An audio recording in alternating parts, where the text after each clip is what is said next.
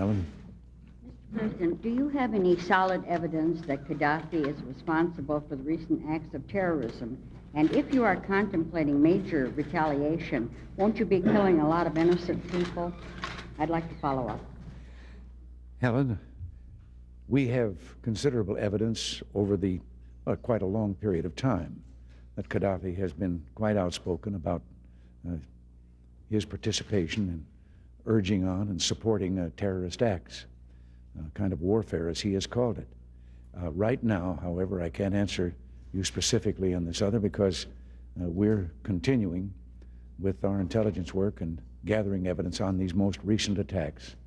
And we're not ready yet to speak on that. And any action that we might take would be dependent on what we learn.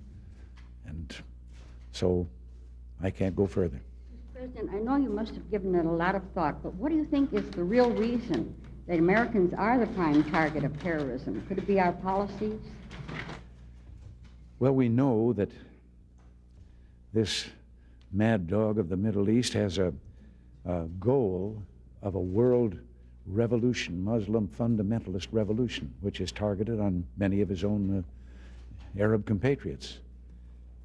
And where we figure in that, I don't know, maybe we're just the enemy because it's a little like climbing Mount Everest, because we're here.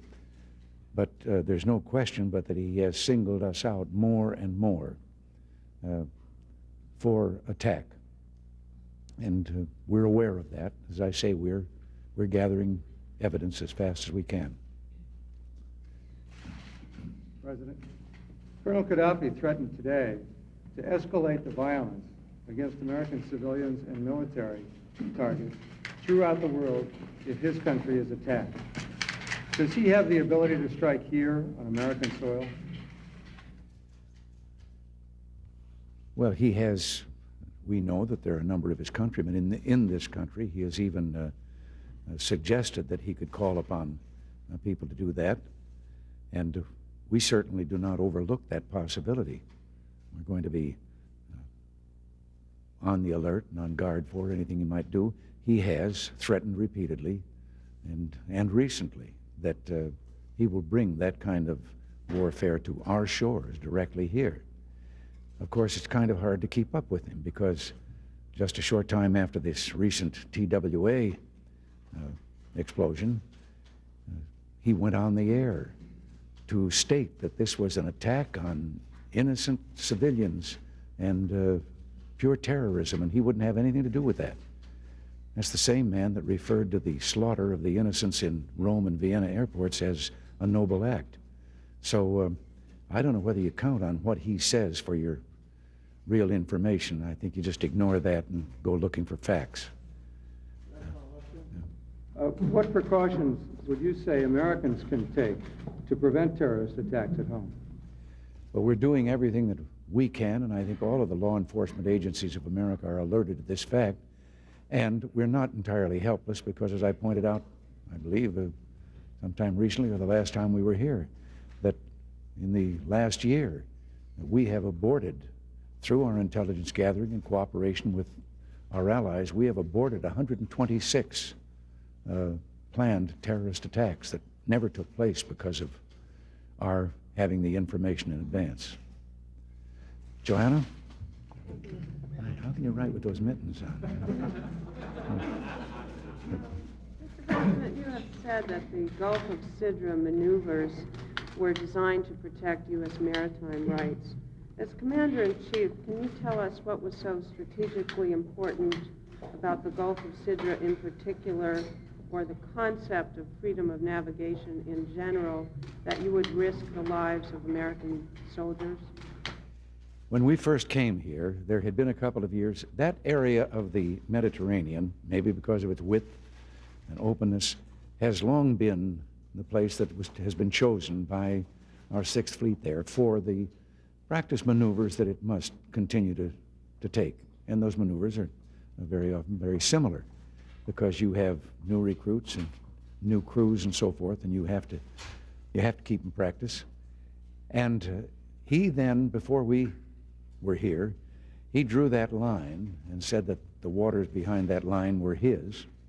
The rest of the world denied that and said those are international waters. But for whatever reason, our Navy did not perform those maneuvers for a couple of years, and when we came here, it was presented to us that if we did not just resume our normal practice, we could then give credence to his claim and just by our not ignoring that line, establish the fact that it was his private preserve. And this was presented to me, and after all full deliberation and consultation, I ruled that those who said this were right and that we should resume what had been a matter of practice with the Sixth Fleet before. And so we did. And in 1981, we returned to having the maneuver. Now, it doesn't mean that you sail in with a whole fleet just to thumb your nose at him across that line. You conduct the maneuvers out in the Mediterranean, but it does mean that there are some ships on the flank, some planes, that in the exercise will cross that line. So it isn't, as I say, a nose-to-nose confrontation that you make just to show off. And this was true in 81, but if you will recall, in 81, 2 planes he sent out, fired upon planes of ours, and we shot down those 2 planes, because I had ruled that any time there is going to be a possibility of hostility against our forces, they're going to be allowed to defend themselves. Now, we did that. Now, this maneuver was the 7th such maneuver that we have had in that area. So it wasn't an unusual thing that we set out to do. And he did open hostilities, and we closed them. Mr. President, if I may, there is a wide perception, however, that the administration was hoping to provoke Gaddafi and was prepared to escalate the military confrontation in the Gulf of Sidra. And I guess was just wondering whether you had given thought to the number of American lives that might have perished there. I have to tell you that there's no decision that anyone in this office has to make that is harder to make than placing these young men and women of ours in uniform, in a place where their lives are endangered. It is the most difficult thing to do. But it was not a deliberate provocation, and not sitting back saying, oh, goody, he's going to show his hand and we'll clobber him. Not at all. But even the Soviet Union recognizes those as international waters. And again, just by usage or non-usage there of that area, of what had been a normal practice for us for a number of years, would, as I say, lend credence to his claim, and one day you'd just find that the world had accepted this. So I think we've done this before in other waters and other parts of the world, and other nations have also, to make sure that international waters are recognized as such. And so there are times when, yes, when people have to be endangered, but not idly and not just for a provocation.